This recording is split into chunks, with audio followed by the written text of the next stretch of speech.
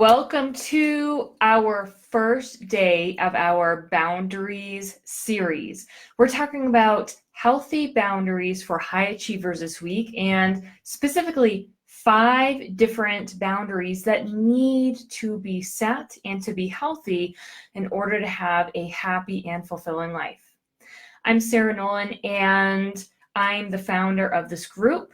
And I'm super excited to be here with you guys today. So as we get started, just tell me if you can see me and if you can hear me okay. Let's see, I'm just going to get some things put together. And I'd love for you to check in and let us know where you're coming in from, where you're watching from. So I'm really excited to be talking with you guys about boundaries today because this is like a super small piece of the big puzzle that I teach with my inner circle members about, how to wake up every day healthy, happy, balanced, and fulfilled, and really just, super joyful and passionate every single day. And so boundaries is a really important part of that, bigger picture. So I know some of you guys, either are all set with, the boundaries thing, or you have been really struggling with that. And if you have been really struggling with boundaries in your relationships, which is what we're talking about tonight, let me know in the comments. And if you don't know if you're having a hard time with boundaries or not, then you can feel free to reach out to me. You can send me a message and we can chat a little bit about that to get a little more awareness, because this is something that is super important. Like if you find yourself in toxic relationships, or you find yourself not fulfilled in your relationships, whether that is with your clients, your team members, your friends, your spouse, even your kids, if you find yourself not thriving in those relationships, there could be something with boundaries. So just let me know if you want to chat about that a little bit more. And at the end of this video, I'm going to have my inner circle members come join me in a private Zoom chat where we can continue the discussion and do some Q&A. So let's get started here. Let's talk about, hey, Daniela, let's talk about, specifically, who do you spend your time with? This is a really good place to start when we're talking about relationships and boundaries. We only have this life. We only really have this moment. And when you really realize that, you realize that this is so precious, every single moment. I have been, I have lost this moment a couple of times in my life. I've come close to losing this moment a couple times in my life. And that just made me realize how precious it is, which is why I have put so much of my time and energy into developing strong boundaries, because we just don't have time to invest our energy and invest our time and resources in the things that just don't serve us, that just don't serve our mission and the whole reason we're here, right? This is our one life. This is our one moment. So let's make that moment count. Sound good? So the first thing I want to ask you is, who do you spend your time with? And this is a really good session to break out your notebook and your pen and answer those questions for yourself. And I would love to hear some of your answers, but this is a good time to just brainstorm. It's like, I don't expect you to have the answer, right off the top of your head. Okay, so these are things to think about even throughout the week. Okay, so who do you spend most of your time with, and who do you allow to influence you? I remember talking with a friend who was having a really hard time with relationships and just life in general. She was falling into depression and things like that. And I noticed that she was listening to a lot of country music. And the music was specifically talking about, unhealthy relationships and unhealthy life situations. And I asked her, it's interesting. Do you think this music has anything to do with the way your life is unfolding? And there's a reason that teachers use music to teach concepts to children, because the music like hypnotizes us, right? It gets directly into our subconscious. So whatever we're listening to in our music is going to have a direct influence on the way we see the world and the way we live our lives. So that's one example of who do you allow to influence you. Okay, so we've got music, we've got people online, influencers online, people on YouTube, people on Facebook. We've got, and then the people in person in our lives. There's our parents, our grandparents, our brothers, sisters, aunts, uncles, our spouses, our children, our friends. We've got our masterminds, our mentors, our coaches. So just write that down and be totally honest.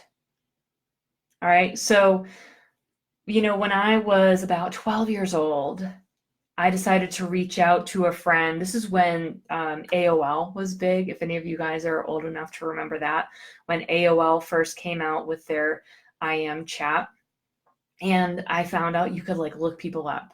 So I looked up my friend from elementary school, and I just thought it'd be fun. Like, I remember I used to hang out with her. There was no real reason for me to want to hang out with her, but I just thought it'd be fun. I was 12. I didn't know better.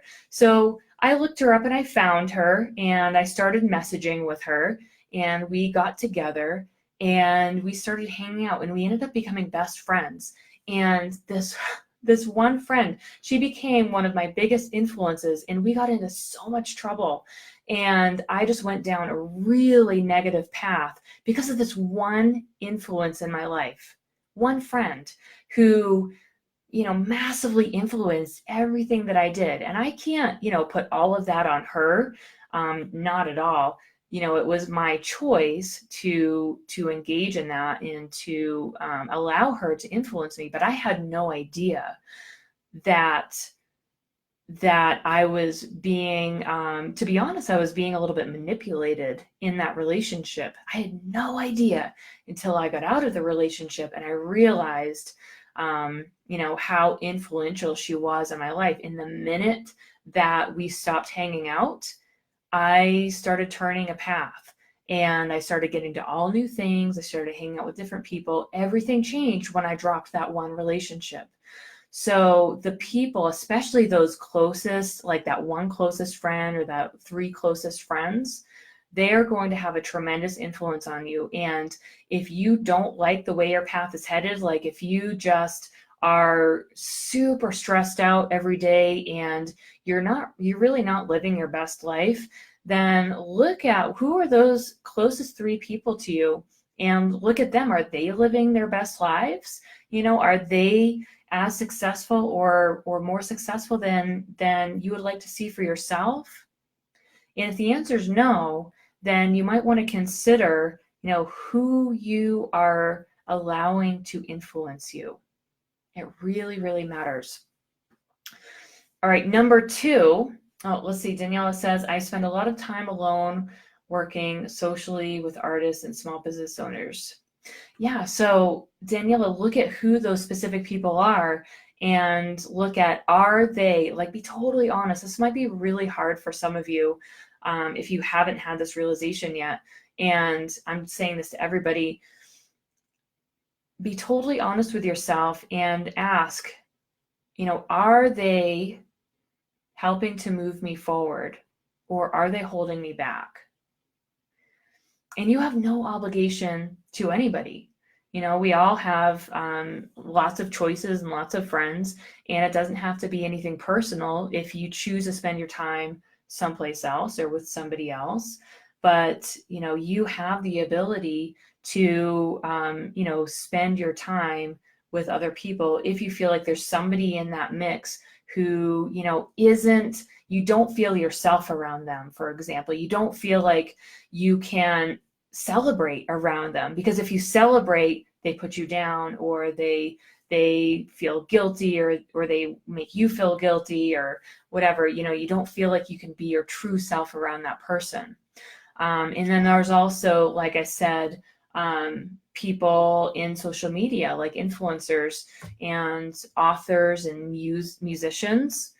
Not all of those people are going to be the best influence to help you to live your best life. All right, number 2, are you really honest with your yeses and your no's when you are communicating with people?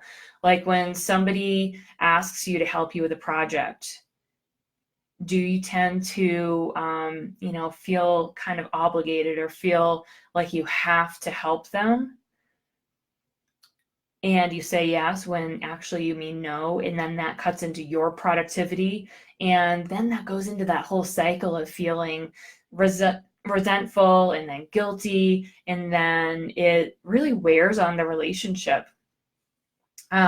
So if you find yourself saying yes when you really mean no, then take a look at that. And it takes a lot of courage to be able to say no to a person, but that's actually the best thing that you can do for a relationship, is set that boundary, because it's going to take all the weirdness and all of the just negativity out of the relationship that was once there. And what you'll find is, once you start being a little bit more honest with your friends or colleagues, or people in your life, or mentors and coaches, when you start being truly honest with them, you're going to see who really is a friend, who really is a fit for you. Because when people start seeing that they can't take advantage of you anymore, or you're just not what they thought you were, because suddenly you're setting these boundaries, and they maybe they don't like that, it rubs them the wrong way, then everybody's going to just get it out in the air, like, okay, maybe we're not as close friends as we thought we were, or maybe we're actually closer friends because, they have even more respect for you for just being totally honest and setting the boundaries. A true friend is going to love the boundaries that you set. They're going to really respect that, whether they know it or not. Some people don't have the awareness of it, but there's just something inside of them that tells them, wow, this is a really strong person. I really admire that. And the same goes to when you say no. If you feel like you want to say yes, but then you get nervous about it and you say no because it's like, oh, who am I to do that? Or I don't think they would want to do it, so I'm going to say no. But then, again, it's the same thing. The right people will respect you more when you just say what's on your mind, and you say it with conviction. And you say yes when you mean it, courageously say yes, and you courageously say no when you mean it. Oh, Danielle says, good point. I've been so guilty of the helium hand over committing. Yes, so that's something that's going to it can actually harm the relationships, so people will respect you when you are just totally honest about what you feel. And then the last way to set relationship boundaries that we're going to talk about tonight. I mean, I could talk about this for like a year every single day straight, but we don't have time for that today. So we're just going to go over some basics. And so this third thing that I want to share with you about setting healthy boundaries in your relationships is, what are you giving your energy to? And who are you giving your energy to? And remember, when we're hanging out with people who feel really draining and it feels like they're just sucking our energy from us, there is an element to that. But what I have seen and experienced is, more often than not, we are giving our energy to them, meaning we're dwelling on the situation, or we are inviting the conflict unintentionally, right? And we put ourselves unintentionally in these situations that emotionally harm us. So if you find yourself feeling drained by certain people in your life, think about, how am I giving my energy away? What am I doing to give them my personal energy? What am I maybe dwelling on, or what am I giving into, or what am I inviting? And when you stop doing that, when you close the door to giving your energy away to people, then again, you find out who are your real friends and who really should be in your inner circle. So those are some 3 ways to get started setting relationship boundaries. Number 1, think about who you spend your time with and who do you allow to influence you. Number 2 is, are you really honest with your yeses and your nos? Remembering that every time you say yes to something, you're saying no to something else. And every time you say no to something, you're saying yes to something else. And number 3 is, who do you give your energy to, and how are you giving that energy? All right, so we're going to do some Q&A in the Zoom meeting, private Zoom meeting. So I'm going to open that up here, and feel free to drop any comments in here if there's anything specific that you have questions about. But we're going to do the live Zoom meeting here. So let's see. And again, if you want to discuss further about boundaries, like I said, this is just a small piece of the puzzle for that big picture of waking up passionate about your life every single day. This boundaries thing is huge. And if you think like this might be an issue for you, and you just need a little bit more clarity on that and how that's affecting your life, then just feel free to drop a comment or reach out to me, and we can talk about that a little bit more. So let's see. Dun, dun, dun. Okay. Oh, let me get I'm just getting the link. Here we go. So Daniela and everybody else who's in the inner circle can go to that link, and we will do the Q&A. All right, so I'm going to close this video down. Thank you so much for joining me, you guys, and we will talk again tomorrow about, let's see, what is tomorrow? About time, how to set healthy boundaries with your time. Awesome. Can't wait to see you there.